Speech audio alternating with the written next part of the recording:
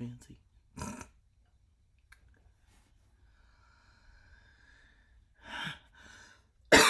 Excuse me.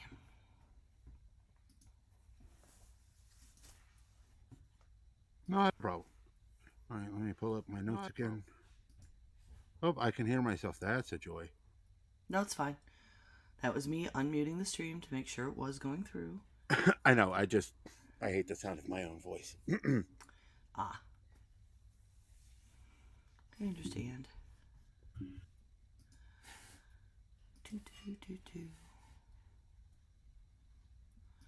Tweet. Yeah, I already did that earlier, so Oops. But that's fine. I did it on mine. Is that okay? All right, be all fancy then. Okay. Everyone's got to have a hobby. I know. Did you join the talk last night? No. Okay. Just curious. I didn't know. No, and I'm getting nagged to apply and work for Sherry Beasley. Only if you get paid. Well, yeah, it's a paid positions. They're talking about. They want me to apply and work on the campaign. Well, I have a friend who wants me to, and who knows the campaign manager, and basically give me. Is she the head contender right now for Yes. North Carolina Senate? Mm-hmm. Yeah, because I knew that Jeff Jackson had stepped down, and I think it was because Beasley was just continually winning. Oh yeah. In the polls, so I'm like, all right, I like Jeff Jackson. I really wanted him, but sure, okay. She's good. Okay, sorry. She's good. I don't know if I want to sit out the cycle, and the deadline's coming up for applying to be an America's Next Top Podcaster. Okay. Are you going to try with Geek Grills? No, it's just me. It's individuals. Oh, okay. Are you going to try? I'm considering applying. You should. And that takes way too much time. I could not take a campaign job and do that. No. Because you already you do 2 podcasts, so, you know. Yeah, but it's more I could learn an awful lot from it. I mean, you have different challenges each week. You're partnered with different people. You have to create these different kinds of shows. You've got coaching sessions with like experts. Would they also allow you to do your own podcasting that you're already doing? Yeah. Oh, okay. Yeah, I don't have to. I can't lose you. That would be horrible. Because I don't know how to run any of this. I would lose my mind. Yeah, scheduling wise, though, like depending on who I was partnered with and when they can do stuff, it could cause a lot of scheduling kerfuffle. Right now, I'm fairly flexible. So it's kind of how Jen, like, she was in it last season. Right. And just couldn't do both and then never came back. But. Well, are we ready to do this? Yep. All right, let's do this. Devil is amongst us. Stay back, boy. This calls for divine intervention. I kick ass for the Lord. Anytime a country transitions to a fiat currency, they collapse. That is just world history. You don't have to know anything about cryptocurrency to know that. Nipsey Hussle. Blockchain is the tech. Bitcoin is merely the first mainstream manifestation of its potential. Mark Henningsberg, CMO of Antidote Health. Let's talk about the blockchain. Welcome to Heresy and Hearsay, a podcast to reclaim faith in the context of political discussion. I'm Reverend Barney, and you can follow me at Seth Roth II. You can also follow the show's Twitter by just looking for Heresy and Hearsay. Heresy and Hearsay has a Patreon site that you can find at patreon.com/Heresy and Hearsay, where you can find us, our past shows, and ways to help us. Just $2 a month goes a long way to help us make this humble show. And with me, my co-host, the one with the Matrix, September. Hi, this is September, also known as 9 of 12, and you can follow me on Twitch and Twitter at 9 of 12. I'm also co host of the Geek Grills podcast. Welcome to our Twitch channel, and you can contribute with bits here or subscribe for free if you have Amazon Prime. You can follow the show on YouTube, Facebook, Twitter, and on any podcast catcher. Just look for Heresy and Hearsay. Please like, share, follow, and subscribe. Also, give us a review. That really helps other people find us. We also have a website where you can listen to our past shows and find bios about each of us. So today we're going to be talking about cryptocurrency, NFTs, stuff like that. But before we do that, let's do our mental health check-in. So what have you been doing, September, to keep your mental health stable? Resting. Sorry, dropping things all over the place. Trying to learn some new crafting, but I don't know, it's stressing me out a little. So, I don't know. I haven't been very good at maintaining my mental health this past week. That's okay. Neither have I. I've had a couple of near meltdowns, which are never fun. Just had some financial stuff dumped on me as being a jobless individual as I am already. It's just like, oh great, that's all I needed in my life right now is more money that I don't have. So I've been, stressing out myself. So yeah, I don't think either of us have been doing well this week. That's it's not a good sign. We should do better. We really should. Yeah, I'm sorry. It's Both okay. struggling a It's little. I like, think everybody is in the world right now a little bit. yeah, I think. Well, also this past week, for those that don't know, we're both in similar areas, and we got kind of snowed in a bit. At least I did. I didn't leave my house until like Wednesday of last week, this week, because of all the snow and ice. And it's like, no, not gonna die. Which is probably a good thing considering that part of my problem was my car. So probably good I didn't do that. But it's one of those things where that doesn't help when you're stuck in your house and you barely leave, at least in my concern. So, Yeah. Hey, uh, Brian, hold on a all minute. right. Hold on a minute. I Okay. have to do something. I'm having a tech thing. Thank you for supporting live broadcast. Thank you for joining us here at twitchtv.com. Okay. Help upgrade our equipment by giving bits and subscribing live. That would be great. Okay. All right. Looks like we're good. Okay, we're back on. We're back on. Yeah. I'm going to sound a little echoey because I have to use external mic right now, but Oh, okay. it's fine. I'm sorry. That's fine. You don't sound too bad, so that's okay. So I want to talk about a bit about next week's show. Next week's show, we're going to be talking about sex workers, polyamorous relationships, things that are a bit that would be considered fringe but shouldn't be, and how that works into politics and religion, and how we should view it on those spectrums as well. And we're going to have a special guest. Our special guest is going to be Meredith Sparkles. She is an award-winning burlesque performer. We'll give a full bio of her once she gets to us next week, but she will be with us on Thursday as a guest. And I'm hoping that if this works out well, she will be our second guest because we had a guest at the very start of our show. And I'm hoping that we can have like a guest a month, maybe, but we'll talk more about that. But that's something I'm hoping for, is so that we can get some different perspectives besides myself and September's on certain topics. So, but next week, I'm sorry, tomorrow, next week, Meredith Sparkles will be joining us as we talk about sex work, polyamory relationships, politics, religion, and you. That's a long title. So, anyways, I'll have to work on that. So, before we get into today's subject, where September and I will disagree harshly, maybe we should have a word of prayer. Our Father, who art in heaven, hallowed be thy name. Thy kingdom come, thy will be done, on earth as it is in heaven. Give us this day our daily bread, and forgive us of trespasses, as we forgive those who trespass against us. Lead us not into temptation, but deliver us from evil. For thine is the kingdom, the power, and the glory, forever and ever. Amen.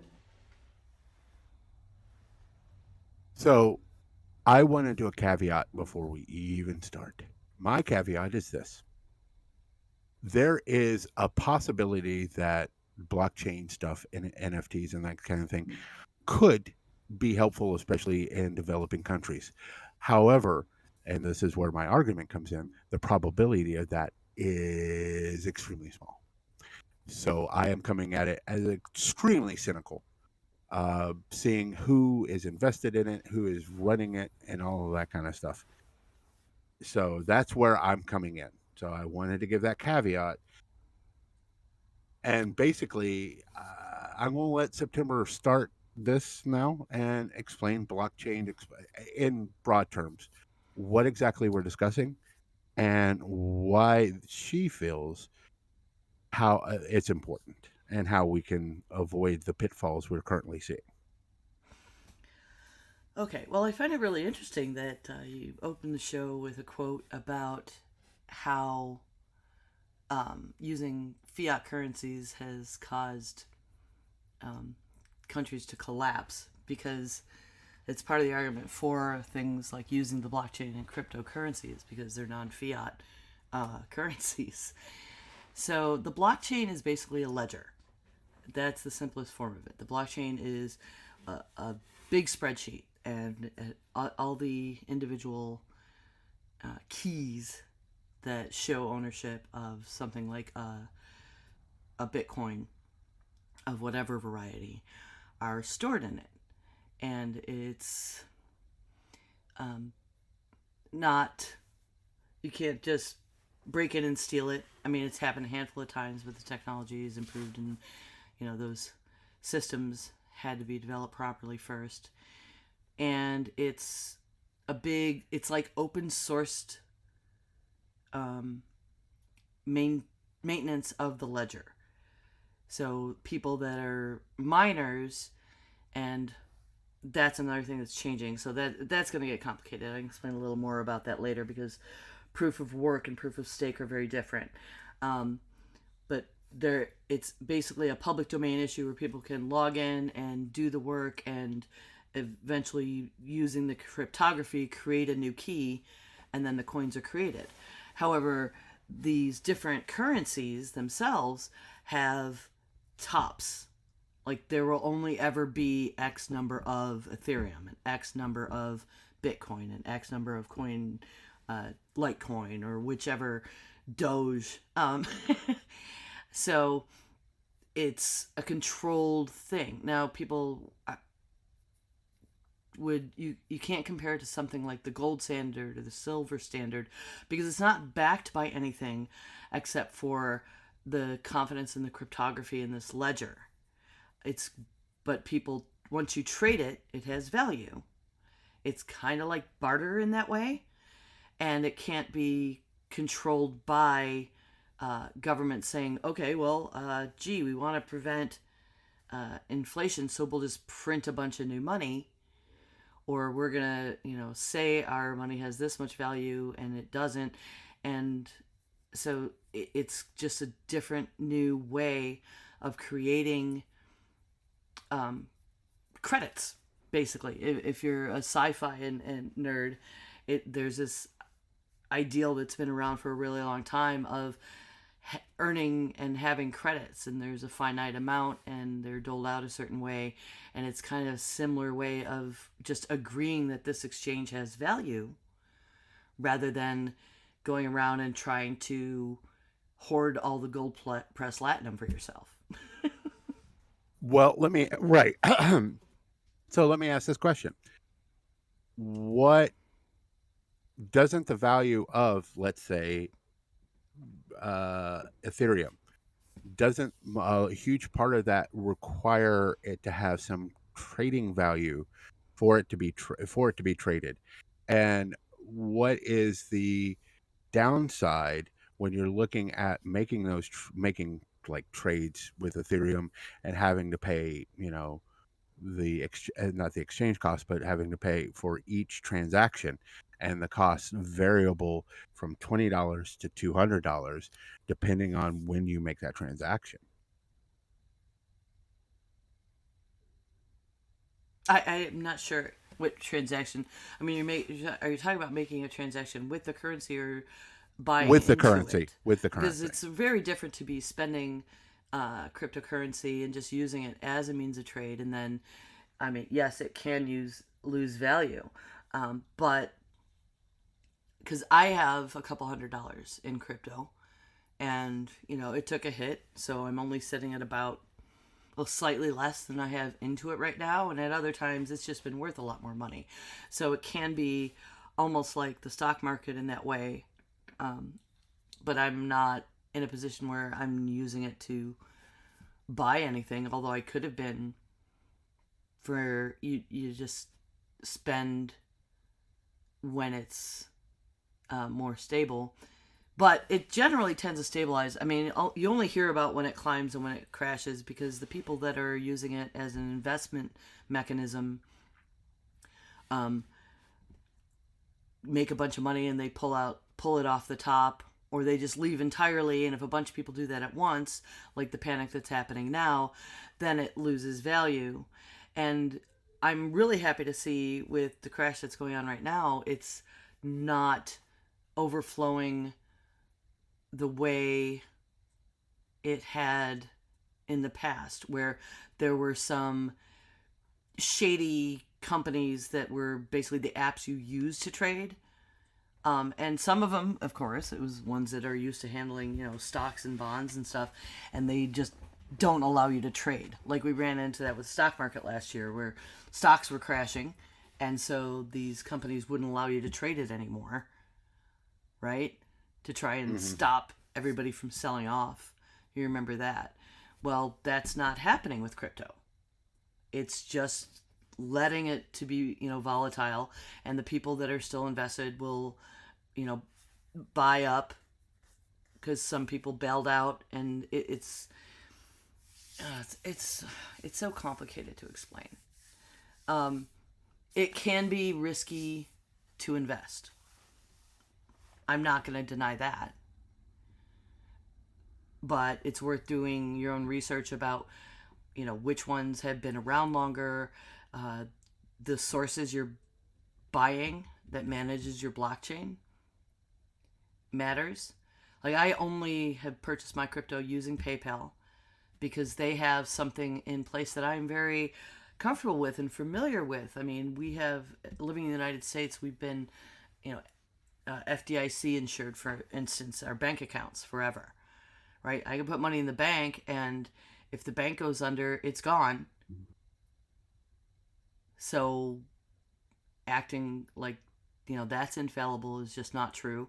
And there have been cases where some countries, their whole banking system did collapse, and people couldn't pull their money out of the bank. And, these countries were able to turn to crypto, and people could at least buy food and keep having transactions, just because, the government mismanaged it and the banks mismanaged that situation.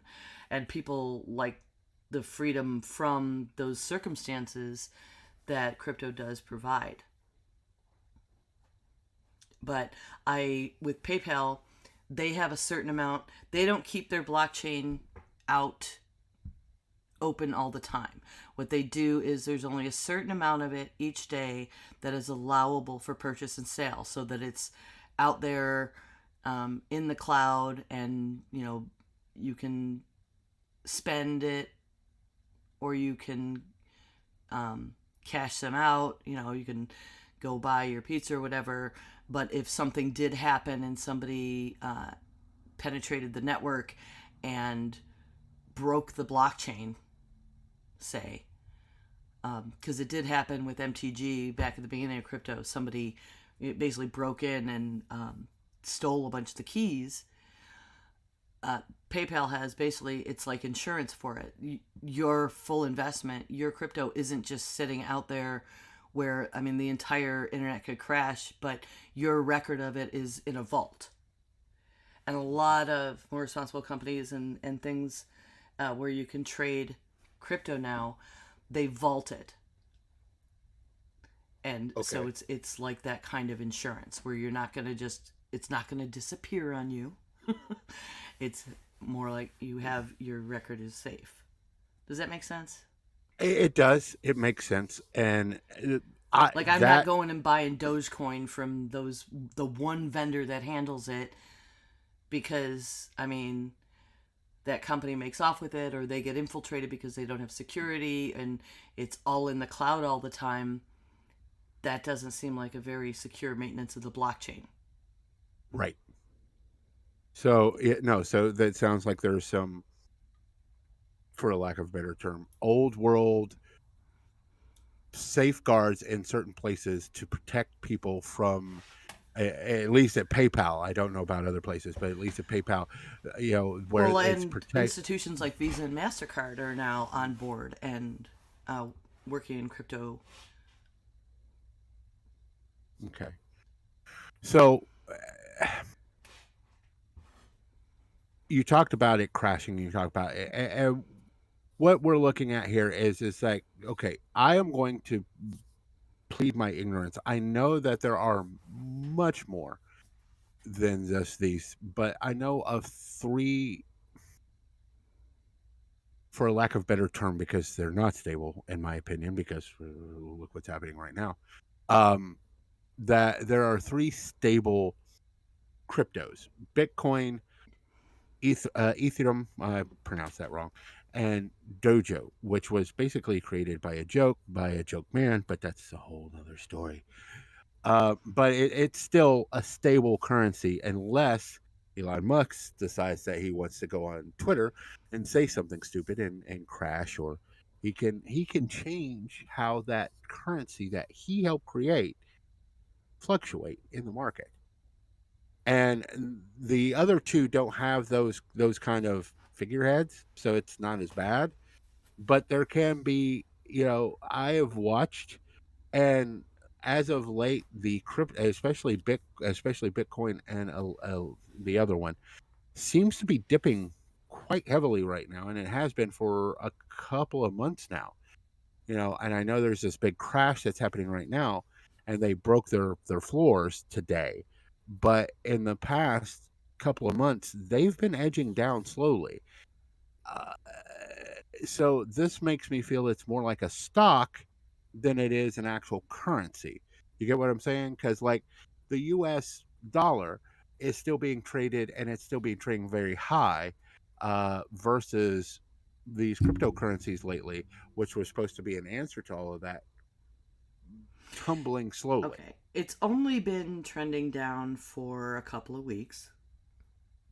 And even then it had a peak in the middle of last month where they crept back up, most of them. And that's one way to look at it, to, like, oh, it's volatile, unlike currency.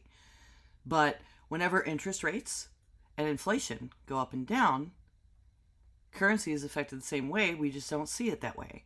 We're not used to saying, oh, okay, my dollar is only worth X today.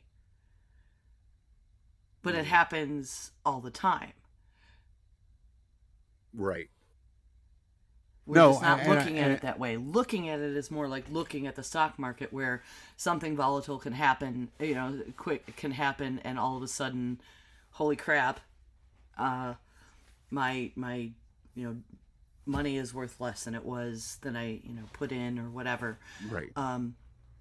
But it does happen with the money in your pocket.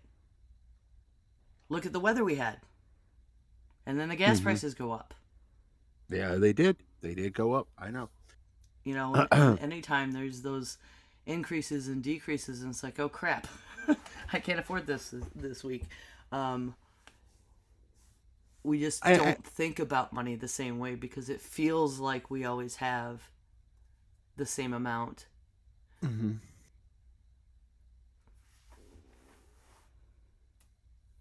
I get what I understand what you're saying. here's the thing: if there is a major crash on the dollar, and there has been, um, that did not sink the United States. No, Um, because they just printed more. correct. Um, but there's also other things backing that dollar besides the dollar itself. There is the fact that the United States is a global power, blah, blah, blah, blah, blah. Whereas crypto, there's nothing backing it. Not technically. Not like how it is in a pure form. Now, you can get money out of it. You can sell it, you can, trade it, whatever, and get money out of it. But it is still at that point it's still treated as see it as a stock, not as a currency. And I It think that's, has dollar value, though. well, so does any stock if you sell it or trade it. But You I see what I'm can't saying? go to an ATM and pull out American dollars on my stocks. I can with crypto. It only takes one extra. I get what you're saying. I'm just trying to, like, this is how it, in the financial sectors, this is how crypto is treated. Is treated like another investment. It's not treated as an actual currency. But that is rapidly changing, and that is not necessarily, that's not the case with things like Visa and MasterCard, for instance, allowing you to use crypto on their platforms. They're treating it more and more like a currency. They don't treat it like an investment. Okay. It's really changing, and I mean, you could say there's something behind it, because the United States' reputation with our what our credit rating that dropped worldwide a couple years ago, because we Well, don't our because production and our GDP are constantly in decline, but it could also be like that's the benefit of crypto. It's an agreed upon, it does have a value. Now, the whole beginning story of crypto, I mean, it didn't have a value, it was just an idea, and people, it was like collecting these tokens and creating these keys in the blockchain, and then somebody gave somebody some crypto, a Bitcoin I believe it was, to buy them a pizza, and the person sent them a pizza. And that became the first transaction that put an actual value on crypto. So it's not really any different than all these other currencies they're non-fiat currencies. No one has had fiat currency that's actually backed by a thing in forever, in ages. It's just like an agreement. And with the currencies we're used to using, like the US dollar and whatever, they are backed by the government saying it has X value, but they can also just say, no, it doesn't anymore. And with crypto and the blockchain currencies, it's the people that are trading it, that are using it, that are buying it, are agreeing upon its value. mm-hmm. In that way, it's more like barter. Like, okay, today I'm gonna say, this is only worth, like, I'm not gonna, I mean, I'll buy you a pizza with it today. But like the next day we're like, no, it's not.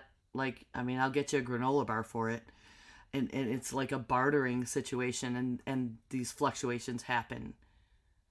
And right now, the fear that was driven because Russia is disallowing mining is driving it down, because people are afraid that Bitcoin will become, and all the cryptocurrencies will become scarcer when people can't mine as much at a time. And that to me is temporary, and that's coming from people who don't understand how the blockchain and the cryptocurrencies work, because the cryptocurrencies have, like I stated before, there's only a certain amount there is. It has a cap. You can't just print more. So the values of it go up and down depending on the divisions of it, but there's never going to be more or less of it. There's not a scarcity issue. So switching from proof of work, which is why the blockchain maintenance and the mining has been doing so much environmental damage, has been being turned over as more and more currencies are switching to a blockchain maintenance where it's, instead of mining, it's a proof of stake. Because we have more and more verified holders of crypto, it allows for crypto to be created without all of that extra computer work, because it verifies it differently based on existing verified sources. But those verified sources have to agree, and if they don't, then you get a fork. I can own a cryptocurrency, and some people say I have it, some people say I don't, because whatever reason. And this has happened. And then there's a fork, and that's why you have, two different. There's multiple versions of this happening, especially with NFTs, which we'll get to in a minute, but also with cryptocurrency, where if we're doing that, and that's where that, I know proof of work is more expensive and everything, and the environmental, and I don't want to do, and that should not be happening at all. But also the proof of stake is that you have to have a concurrence of agreement, and sometimes you don't, or sometimes even if you do, there's still that fork, and that fork is still created, and at that point that becomes problematic in its own right. Whereas if I hand you a dollar bill, it's a dollar bill. And here's the thing: I am not defending banking. I think banking is just as horrid and wretched, because if it wasn't for banking in 2008, we wouldn't have cryptocurrency today, because that's where this initially was supposedly a jumping off point, was to circumvent the banking industries and to make it, as far as the history is concerned, to make, and you know this, so I'm trying not to sound like I'm mansplaining. I'm just here. It's one of those things where it's, the history of it is because banking fucked up, and so cryptocurrency is trying to do something, but unfortunately cryptocurrency is falling into the same traps of having to deal with brick and mortar situations. You're talking about Visa, MasterCard, PayPal. I know they're not technically, but you know what I'm saying, they're established old banking systems that are Right, but having it's not a to that are problem. It's not, because they still don't have any actual control over the currency. They're not being made validators for proof of stake. I mean, proof of stake is more like you just have to go get a notary, instead of mining your own. Where, those vendors that people can trust to hold some in a vault so that you can feel you can do your transactions more safely, is not the same at all as them charging interest and, any number of practices that banks work with. They're not holding onto, like, they're not vaulting it and then spending it, which is what banks no do with your money in the no vault, right? that that's true, but on the same thing, you're still charged a fee for any transactions that you do, and that's what I had brought up earlier. That transactional fee can be quite expensive, and cost Yeah, oh my prohibitive. god, 10 cents, 50 cents. Like, No, these aren't the kind of fees. Yeah, and that's where I didn't know what kind of numbers you were throwing out. Like, if you were talking about the difference between when you bought it and when you spend it, what it's worth, because I have never seen the kind of fees you're talking about, and I actually trade crypto. okay, so that's what I'm saying is, if you're doing a transaction from crypto to something else, okay, where you're Uh-huh. purchasing something else that is not crypto, what has been seen in some situations, or if you even trade crypto, and I apologize because I am not completely smart about this, but there is this thing called GAS, which is basically it's not Bitcoin, it's the second one, Electrium. Yeah, I said Ethereum. it right. Yes, there is that. Look up that and see what their not exchange rate, but their transaction rate. What they do as far as the transaction fee to use their currency. It fluctuates, and it's market capital, or the market can be anywhere from $20 to $200 for that transaction fee alone. Example, when the I'll give you an example. When the young lady who sold um the disaster girl meme, okay, she sold it for $411,000. She got, after transaction fees, $370,000, because she changed it from the cryptocurrency she was paid to, to not real money. I apologize, because that's unfair, but to U.S. dollars. She changed it from crypto to U.S. dollars, and that transactional fee, that's where she lost $41,000, is because of that transactional fee to change it from crypto to a dollar amount. As far as that's what she was charged. Now, again, depending on, and I'm going by just this specific one alone, you know, that specific currency. Now, Bitcoin may not have that kind of charge rate, or Dogecoin may not have that kind of Okay, and charge. the mistake you're making there, it doesn't have to do with the coin. The fees you're talking about were charged by the vendor that she cashed it out through, is what it sounds like. More than likely, yes. But how else are you? I mean, let me ask this question: if you cash out with PayPal, is there a fee for doing that transaction? Most likely. Let me see. Okay. I will sell some right now. Well, I don't want you to sell some, especially while it's down. That would be bad. Yeah. No, but I can look at it before I sell it. Oh, okay. Yeah. To cash out $10 in Bitcoin, it costs 50 cents, and I get $9.50. Okay. So, what is So, that? I mean, I guess percentage-wise, that's a lot. But I can't even, like, if I go to an ATM that's not from my bank, I'm paying a lot. You're paying like $2 more plus. than Your that bank to may get my also money. charge you another $2. Yes. Well, I Yeah, get no that. matter how much it is. Right. I get that, and I understand that. I am not, again, but that is a brick and mortar situation problem. Is that you're still having to deal with those kind of transactional fees, and we're just talking about U.S. dollars. Can you imagine a developing country having to deal with that kind of situation as well? Now, again, Well, they could. they also, I mean, if you're talking about people who are using it because they can't even they don't even have the time, money, documentation, or travel ability to get to a bank, start a bank account, keep a minimum balance so they're not charged monthly fees, like my son still is, because he can't do direct deposit regularly and he can't keep a minimum balance in there.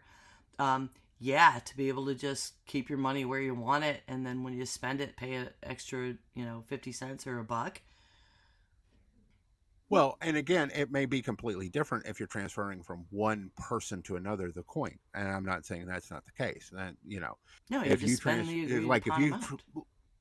like if you transfer $10 of Bitcoin to me, I don't want you to do that. But if there may be you may not be charged anything for that, and that's fine if everybody involved is like, okay, Bitcoin is our new money, and wherever, and that's perfectly fine, And and that I and that can does see. exist.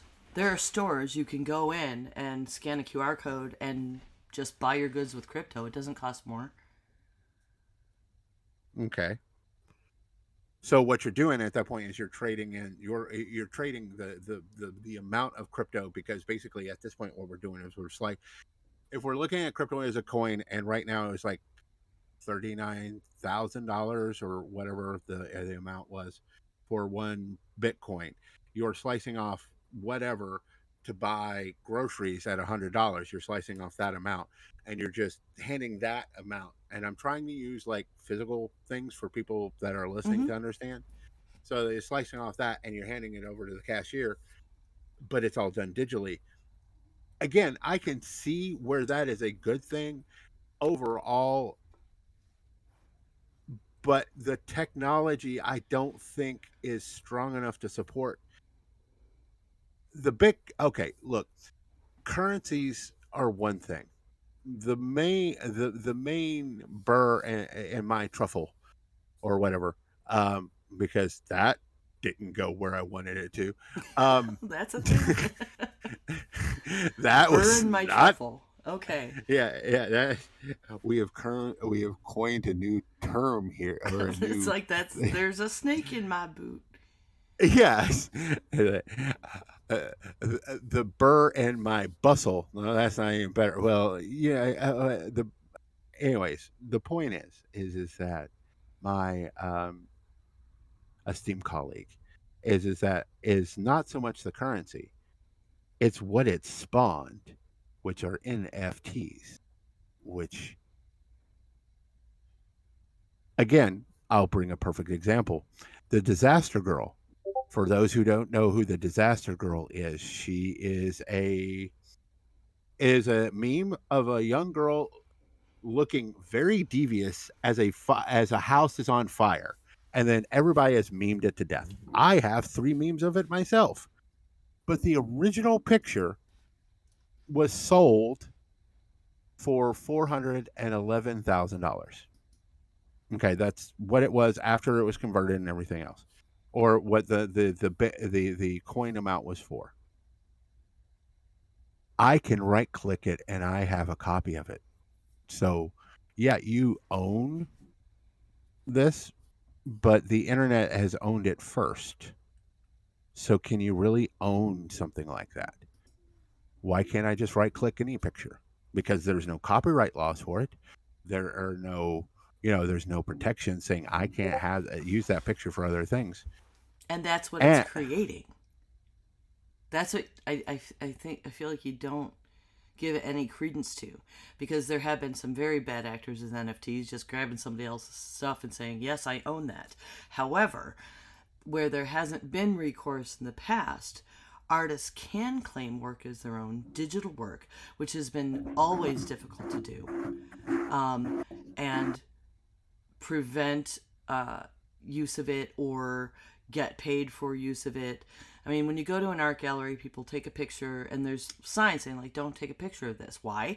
Because if you get a good picture, you can go and print out, make art, prints, and sell them, and the artist gets nothing. right. That sucks. And another really good example I was thinking of that actually relates to copyright. I was thinking about this yesterday because my friend Fiat is a recipe blogger. Recipes are not copyrightable. They're just not. Right. People can just take them and reprint them and act like they're theirs. Photographs, however, are. They are protected as art. Right. So some years ago, she's reading a food magazine, and her recipe is in there. Not only her recipe, her picture of it. And she was able to seek some recompense and try to prove that. But it was very difficult to prove because she hadn't watermarked it. She didn't, register the copyright.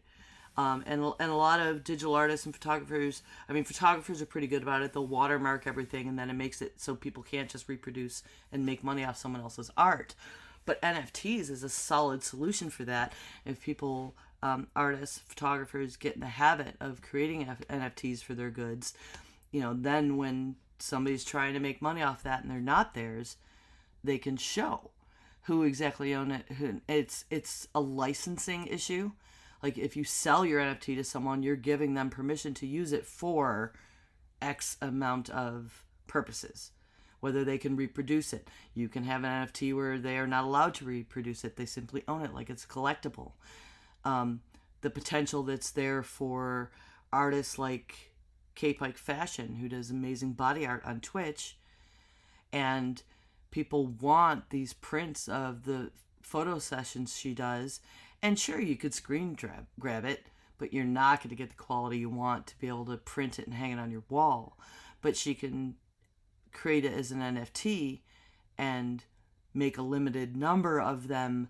And then even if people do print it out and put it on their wall instead of just using it digitally, it's saving her all the upfront resources for creating a physical product. It's saving the transportation to and the mailing and everything to get it there to a person if they want a physical good. Like, the potential for protecting artists and giving digital artists in particular an avenue to protect their work and make some money of it is fantastic. Unfortunately, a bunch of grifters have done this, just sweeping in, grabbing a bunch of unprotected work and trying to make a buck off it. And that sucks. But I'm not willing to throw the baby out with the bathwater when I know artists. I support artists. I buy art from my friends. I sell things I make. And I love the idea of something besides copyright. Like, even with the recipes, I mean, I wish there was a way to do it. I mean, there's a weird logic behind somebody could just make something up and then they'd be having copyright infringement, even though it was the same thing. But so they just refuse to go there with recipes. And look at all the music arguments we've seen over the years. But with digital art, you can get something down to the pixel, and the technology's there to create a blockchain that makes it that specific, and you know it's that image, and limit the artist has the control to limit the use as long as they go ahead and register it. But the problem with that is that to create an NFT or anything like that, it's not cheap to make an NFT. It's not cheap to do that, to set up that blockchain. And if you're so, for example, we both know a photographer that took hundreds of pictures a night. Okay. Mm-hmm. And let's say he took on average 500 pictures, and 100 of them are the ones that are what he feels are usable, whatever the case. He watermarks them, and everything else, and he puts an NFT. Each NFT is then he's having to put extra money into creating an NFT. Whereas,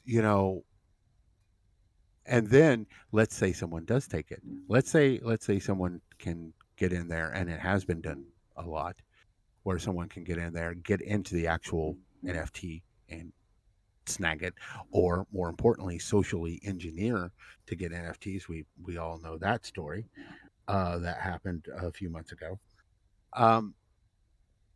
It is hard to prove that person doesn't own that blockchain. You have to go through a lot of hoops. One of them being open source, I think, is one of, or OpenSeas, I apologize, is one of the major ones that handles a lot of those NFT kind of situations. And you have to go to them and you have to petition them as like, don't let them, sell my stuff.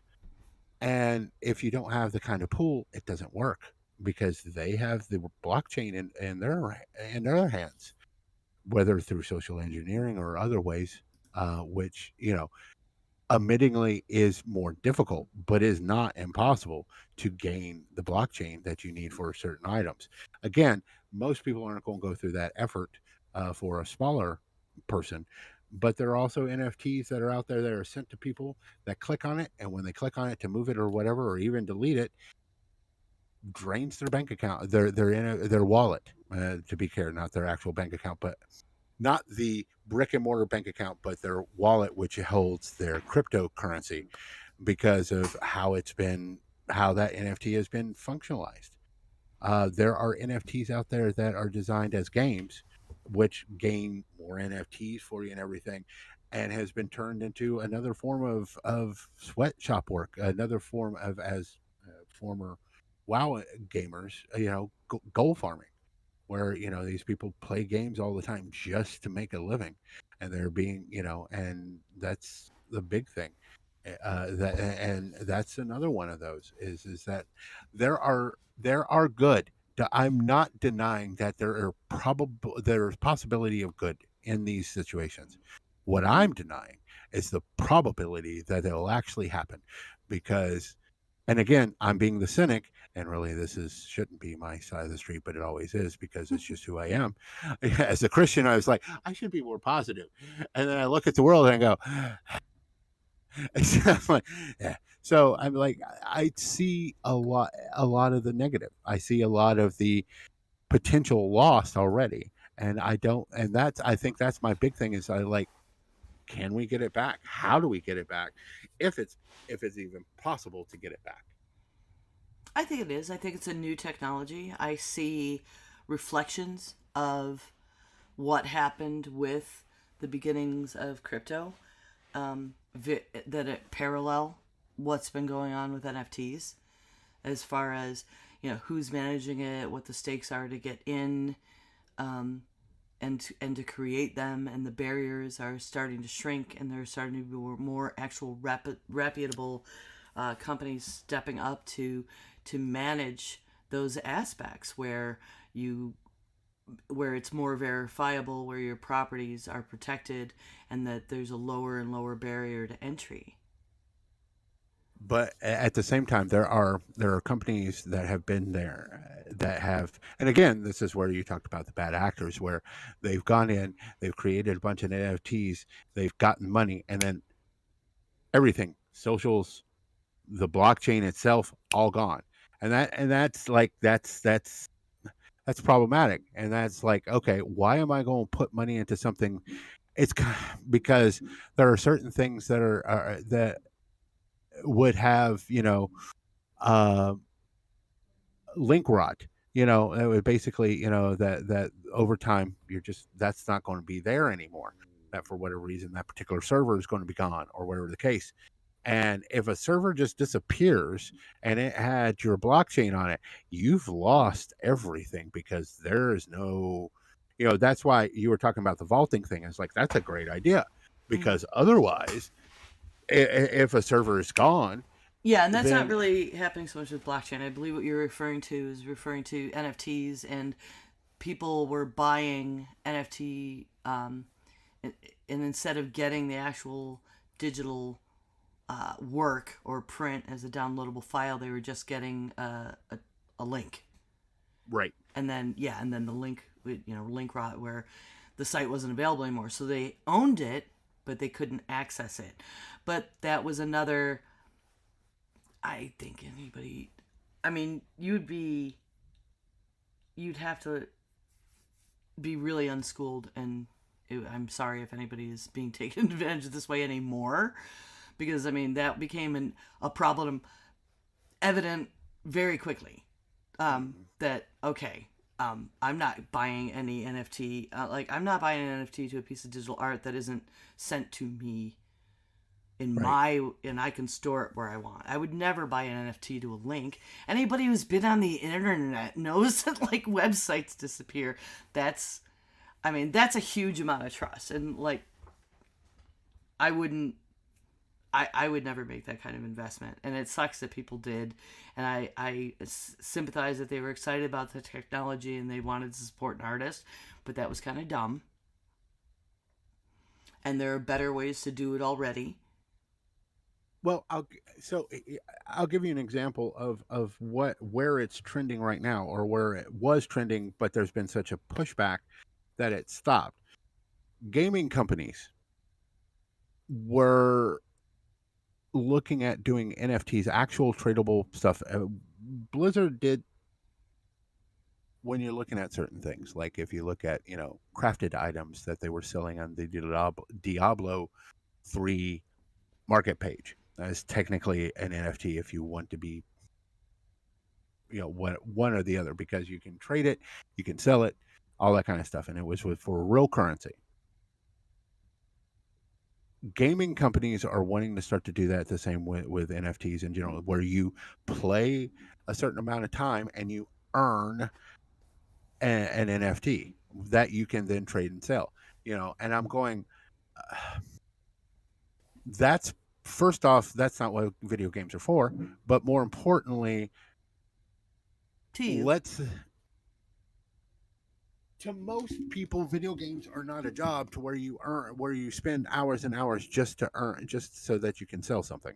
Well, no, but I know a person who literally plays World of Warcraft to play the market, and it's not even making real money. That's how he has fun gaming. Well, but on the same thing, there is a market to that, because after a certain amount of gold, he can then buy more game time.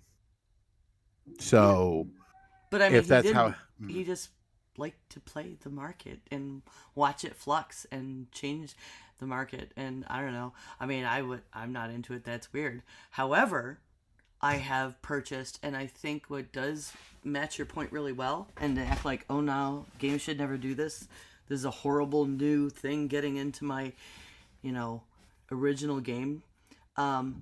Pets. Yeah. Pets in World of Warcraft is a very good example. That I paid real money for pets So did that I so could did I. trade, mounts, Yeah. and I don't subscribe to WoW anymore, so they're gone. Well, I no, enjoyed them while I had them. I don't regret no. the purchases. Most of them were their gifts, and that was fun to trade back and forth with people. And some benefited charity, and Right. so I don't think it's a horrible, evil thing to include just because they're using something to secure that it's yours. Like, because if you get the NFT in a game like that, you have it stored in the blockchain outside of the game. So somebody could, like, hack my inactive account and sell all my stuff, and it would give me another way just besides relying on a GM to get my shit back and protect that investment if I wanted to. Well, that's the blockchain part of it. But here's the other thing: is like, if let's say, for example, our thing about Bobby Kotick and all of that goes away, and they unionize and all that, and we'll be talking about that in a second, or whatever the case may be, and we both decide, oh, we're going to go back to the game. Our stuff will still be there, okay? But on the same thing, Probably. there are how many different how many different Call of Cthulhu? Wow, okay, Daniel, Call of Duty games have they been produced, and how many of those are their servers are still active for the multiplayer? Which is where this would come into play, where all of this would come into play. There's not many. It's just the most modern versions of the Call of Duty games that are still active. The older games go away. Their servers shut down. Let's say you get in a game, they're going to have NFTs. Let's go with Battlefront 2, okay, from EA. That game, gave you the ability to play as Darth Vader if you played a certain thousands of hours of game time, okay?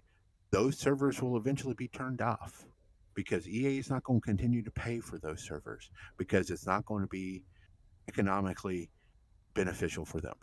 They do NFTs now, basically with their with their Madden series and with their FIFA series.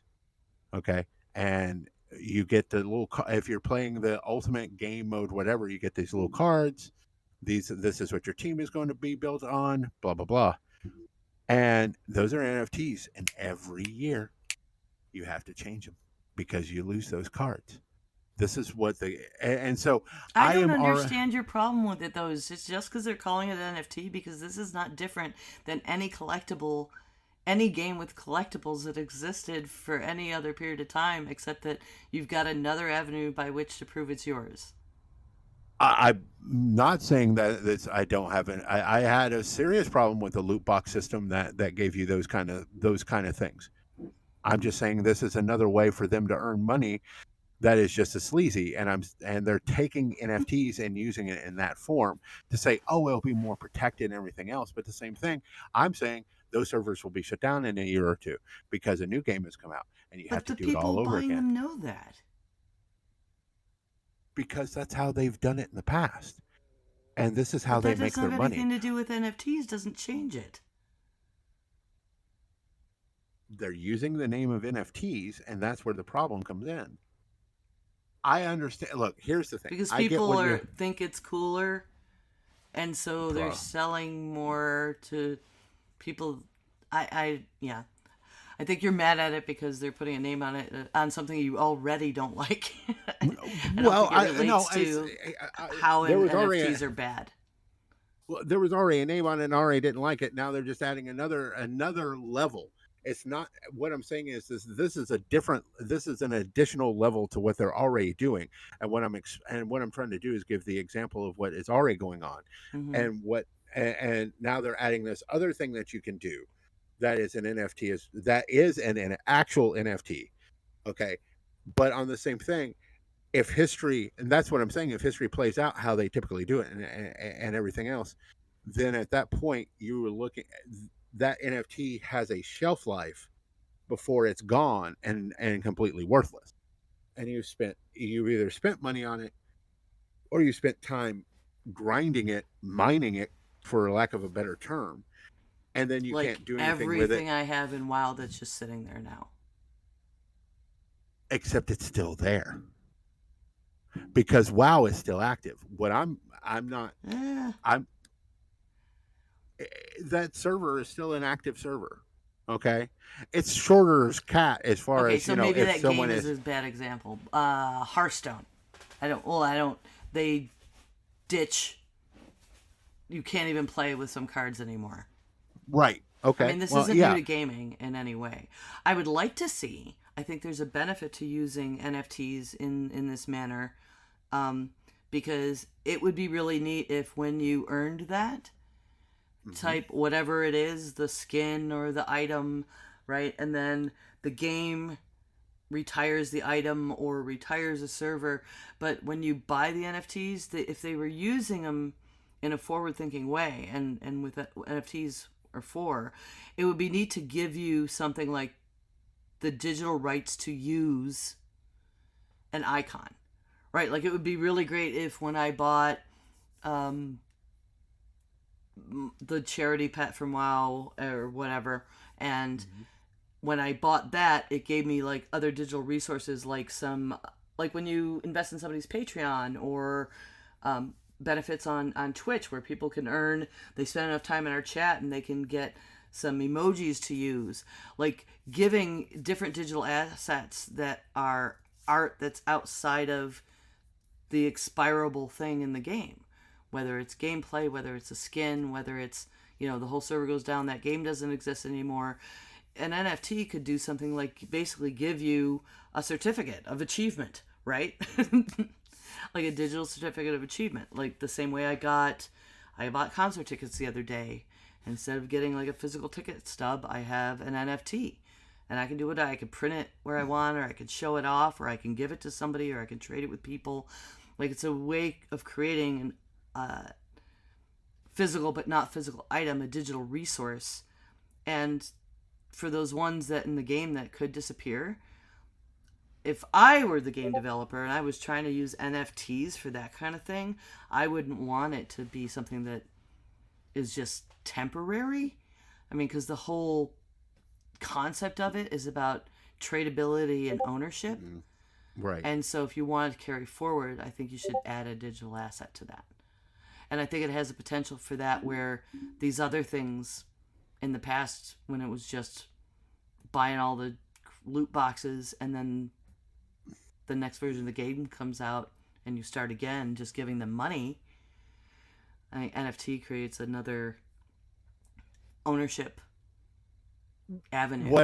What I think should happen is that particular item should transfer over to the, like, let's say for example, Call of Duty creates an NFT for their Modern Warfare series. Okay, and then the next game that comes out, the old servers go down, the new servers are up. You get to that NFT is A, yours, B, is still as good as it was in the original game. Because it would bestow stats or whatever. It's still tradable. Everything else. We all want everything to be backwards compatible forever. I don't think that's realistic. And that shit's going to look janky a few versions down the road. Well, no, I mean, you can always well, I guess you can't, because that's part of the point. But I'm just trying to come up with a way, because if you're doing it for a game and then suddenly it turns into an icon, that's part of the point, is you being able to trade it or sell it to someone else. And if right, the servers and it's a limited time and number still of what's left of it. I mean, if you knew you were buying it temporarily to begin with as an actual game advantage, which, I mean, I don't believe you should be able to buy game advantages. But if it's something cosmetic, it's like being able to say first. It's a collectible. It's kind of the whole thing with the NFTs. It's the thing it best compares to, is having just a numbered item. Does people actually still say first? Oh, yeah. Oh, wow. Okay. Well, some things, the more things change, the Oh, more they. Rob got to say first the other day because he posted a couple years ago that Microsoft should buy Activision Blizzard. So Oh yeah, well, I did see that post. Yeah, it's like that's what happened. So, yeah.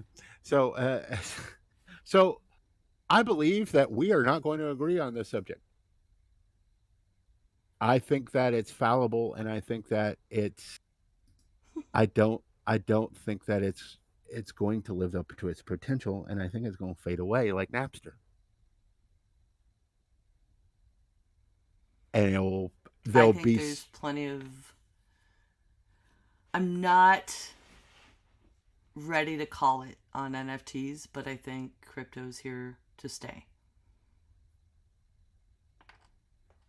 We will have But to there's a see. lot of working out of the kinks. There's a lot of potential I'm not willing to give in on. I am loving some really thinking things with being able to track and be an ethical consumer with my crypto by it tracking its energy and becoming energy negative in my transactions. So yeah, I'm still very optimistic about that kind of stuff. And I am full of cynicism. And that's where we'll probably leave this discussion today. Don't forget, next week we will be having a special guest. Meredith Sparkles will be joining us for our show. Please join us for that. And until then, we do have Carrot and Stick. Me. What's up, Doc? So I was so excited today with this article where Raven Software, um, and they're the ones that, speaking of Call of Duty, they created Call of Duty, and they're part of Activision Blizzard. They're owned by them. Said today that they were forming a union and wanted the video game company to voluntarily recognize it. They had a vote on it, and it's a new union called the Game Workers Alliance, and it includes like 80% of the 34 people in the quality assurance division. Now, this coming right on the tail of Microsoft trying to buy Activision Blizzard is really exciting because I know we've all been worried about the actual employees at Blizzard Activision, and they're trying to organize, and that getting crushed under this, transfer of power that's going to take place over the next probably year and a half. It's going to take. Mm-hmm. But yeah, I think it's going to have a ripple effect. This is a really good deal, and thanks, Raven, for jumping in. They did something like they gave Blizzard Activision 5 days. They hadn't responded last I looked. They gave them something like 5 days to respond. Basically, I mean, they've already formed a union. They voted, and they're just insisting that they publicly acknowledge that there's a union in their company. And if that happens, it'll be interesting to see because if that happens, you're correct. I do believe there'll be a ripple effect. I know a better Blizzard is they've been, Alliance has been looking at unionizing, and if this gets recognized, then at that point, it will snowball as far as Blizzard is concerned, as far as Activision is concerned, and I think at that point, we could see quite a number of companies having to deal with the fact that there are unions now. And I Yeah, think that and will this be a is good something thing. the entire industry, I think, really needs and could benefit from. Right, because there were for a while there was a few years ago there was a deal about how some of the voice actors were being treated, and then the voice actors basically started a union or had a union, and then they were backed up by the Screen Actors Guild at that point because they're technically actors. Hmm. So at that point, they were like a subsidiary of the Screen Actors Guild, and that made a huge difference for them. And here's the thing: Activision Blizzard makes a lot of money. I mean, they were bought for almost $70 billion. The capital share for Nintendo is 61 billion. So that tells you that there's a lot of money in video games, and for that to happen, to be unionized. Will it cut into profits? Yes. But will they still make profits? Yes. So it doesn't matter. I think it's important. that these be unionized so people can actually have decent jobs, decent pages, decent health care, not be, and again, have a voice and have somebody that they can go to, that isn't HR, and they protect them. So I think that's extremely important. Mm-hmm. The stick. Don't you blaspheme in here! Don't you blaspheme in here! I'm just so. Have you ever been called a snowflake, September? No, I don't believe so. Okay. I've been called a snowflake a couple of times on Twitter. It's probably why you don't. It's probably why you haven't been called a snowflake, because you're not on Twitter. But I'm much on so. Twitter. You're not on it often. You're not like on it. You're I not doom scrolling. curate more carefully. It's, you're not doom scrolling. Like I am. You're Right, not. exactly. Or starting fights. Twitter fights. You can follow me at Seth Roth II. By the way, if you want to see me get into any fights, they're fun. Uh, they're enjoyable. But so Florida's Republicans are a bunch of snowflakes, and I'm like, in Florida, I didn't think that's obviously hell is frozen over, because there's snowflakes in Florida. What basically happened is that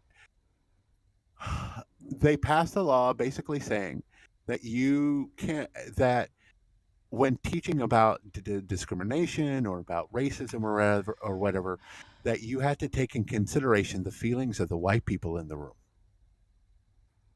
You can't make the whites uncomfortable. You can't make them feel uncomfortable. I have a solution. Stop being fucking racist, and maybe you won't feel fucking uncomfortable. You fucking racists. I was just like, really? Okay, really? So here's the thing. First off, no school. Some like law schools are teaching critical race theory as part of law curriculum, because that's what it is. It's a law curriculum thing. It is not what is taught in elementary and junior high or middle school and high school. It is a law thing. You have to be going, but you have to be in upper levels of education, and I'm talking like graduate. Maybe an undergraduate may get a class in that, but for the most part, it is not for general consumption. This is high level conceptual processing that is very centric, very deep, centric, and it's not something that's done for daily use. What people are calling critical race theory is being taught that white people owned slaves and beat them and did very horrible things to slave people, and we shouldn't do that. And we also were very mean to the indigenous people, but we shouldn't talk about that either. Because I mean, how? Whatever, this whole thing is very disingenuous and gross, and they doth protest too much.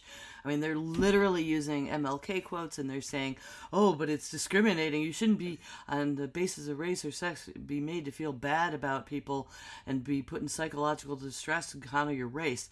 Holy shit. No one's doing that to you by teaching actual history. These conservatives had a stranglehold on how and where and what is put in our children's textbooks for years and years, and history was rewritten by the winners, and now we've got the internet, and actual information is available to everyone, and this is we're trying to set information free and just teach the actual history in schools, and they're pulling out this Marxist, communist, critical race theory, and that's not even what is happening. They're just trying to keep their white history locked down. That's correct. There is something. For example, I'll give you an example. North Carolina is the only state that had the only state in the union that had a successful coup, and it was a racist coup. It was done in Wilmington, North Carolina. And who is taught that in North Carolina history? Nobody. You don't. There are people. Tell the story about Juneteenth and that whole situation and what you've been asked as far. I think that's kind of relevant to this. Oh, it's amazing to me because, I don't know when I exactly first learned about it, but the whole idea of Juneteenth, the Emancipation Proclamation was signed like January 1st by Abraham Lincoln. And it took until June 19th, I believe is the actual 16th or 19th. I'm bad with numbers.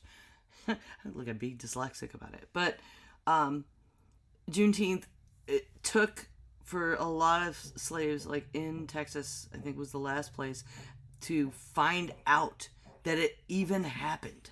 They did not know they were free. And there's a whole celebration in a lot of black communities for Juneteenth. They have festivals and try to teach this history and how did this happen. And yeah, how did a lot of it happen?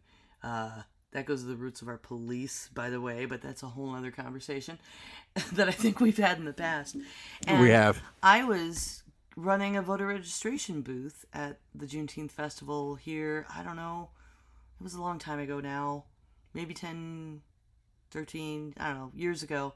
And I got a volunteer through a friend of a friend sent to me who's a young black man. And he didn't know what Juneteenth was. I had to tell him the story and explain to him. And I got an info sheet from somebody else at another booth. And I was like, honey, I mean, this is... How do you not know? I mean, he's actually part of the community and just didn't have an idea. Because they don't even teach it in school. Nope. And there's a lot more to it, but I mean, if you don't know about Juneteenth, look it up. It's a big deal. And I don't know. Anyway. There's a lot of black history that is not taught from the Civil War until World War One. Basically, our school books is like yada yada yada, and then we're in the Great War. So there's another thing I would suggest is looking up Black Wall Street. That is an amazing story. There are so many black stories that aren't told, and now these individuals like, oh, but what about us white people? Like, fuck you. That's what I have to say. Fuck you. You need to. You've had the floor long enough. You need to cede the rest of your time. It's like it's yeah. It's like, let's move on. Let's actually teach history and not whitewash it. So that's the entire state of Florida, as far as the educational part, they get a stick because that's just. DeSantis can eat a bag of dicks. Definitely. He is why we keep having to deal with COVID. He is one of the reasons. And I'm so tired. I feel like that meme from Spider-Man Into the Spider-Verse. I'm just so tired. Anyways. So, with that being said, thank you for joining us at Heresy and Hearsay. I'm Reverend Barney, and you can follow me on Twitter at SethRothII. You can also find the show on Facebook, Twitter, YouTube, and any podcast. Just look for our website. Just Google us. Don't forget our Patreon, where just $2 a month keeps the show going. And I'm September. You can follow me on Twitch and Twitter at 9 of 12 and hear me on the Geek Girls podcast. Thanks for listening today, and bless your hearts. Diamond Club hopes you have enjoyed this program. Okay, and recording and